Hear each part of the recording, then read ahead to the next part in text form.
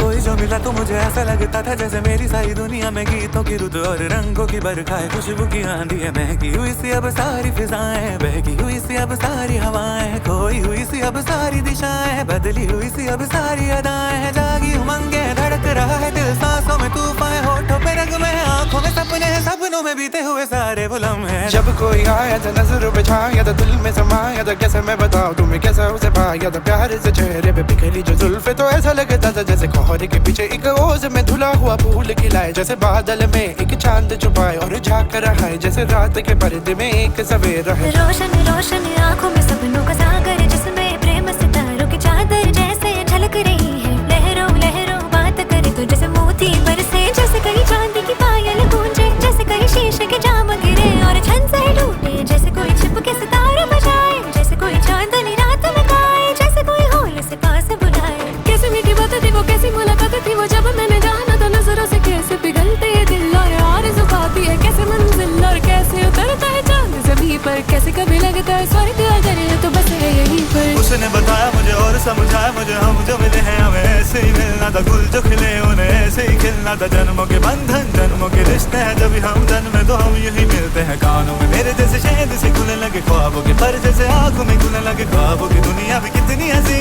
और कैसी रंगी थी, ख्वाबों की दुनिया जो कहने की थी पर कहीं भी नहीं थी। ख्वाब जो टूटे मेरे आँख जो खुली मेरी होश जो आया, मुझे मैंने देखा मैंने जाना वो जो कभी आया था, नजरों पे छाया था दिल में समाया था, जा भी चुका